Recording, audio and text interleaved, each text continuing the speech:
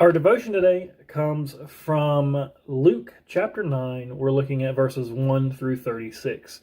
Before we get into it, remember today to be in prayer for Betty Sneed.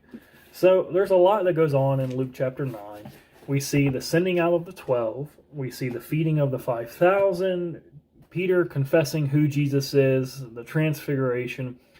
I think for my part, as I read through this today, the thing that God spoke to me was about the sufficiency of Christ. The fact that Christ is everything that we need. I think you see that pretty clearly in the story of the feeding of the 5,000. Of course, you got all these people out in the wilderness, and the disciples think, hey, it's a good idea to send these people home to get what they need. Of course, they're out in there in the wilderness with Christ, receiving what they need. He's teaching them the Word of God, right? Well, he's not only able to provide for them spiritually, but he's able to provide for every need, physical and spiritual. That's what he came for, to give us everything we need. And he proves that by providing for them in that way. But then in the next story, Jesus says something really incredible. When Peter proclaims him as the Christ, and then he goes on to talk about what it means to be a follower of him, a follower of Jesus. He says, if anyone desires to come after me, let him deny himself and take up his cross daily and follow me. For whoever desires to save his life will lose it. But whoever loses his life for my sake will save it. For what profit is it to a man if he gains the whole world and is himself destroyed or lost? I think that is a pretty incredible statement. Jesus calling us to ask, what would you rather have instead of me? Think about the whole world, everything that you could claim if you worked in your own strength, if you set your mind to it, all the things that you could gather for yourself.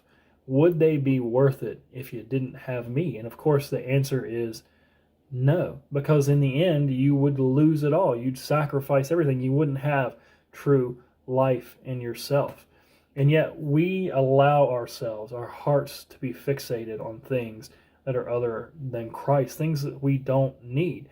It's also a pretty incredible statement by Christ, because it only makes sense if Jesus is who he said he was, and he really is sufficient. Nobody else in the world can say that to us. All you need is me. You can give up everything. You could even lose your whole life, and you do need to lose your whole life in order to gain me. Nobody else in this world is sufficient enough to make that claim, but Jesus is. That's really a vulnerable place, to be willing to give up everything for one person, one thing, and yet Christ is worth it. And there's nothing else in this world that is worth it, and he is everything we need. And of course, as he says, if we don't have him, in the end, we'll lose it all. And today, it just reminds me to think about that fact, to meditate on my one true need, which is him. What else am I giving my heart to today? What else am I distracted by? Do I realize Christ is all I need in every way? He can provide for every need that I have.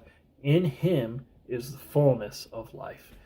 I am thankful for this chapter today. If God spoke something to you, leave us a message on Facebook, on YouTube, or minister to one another.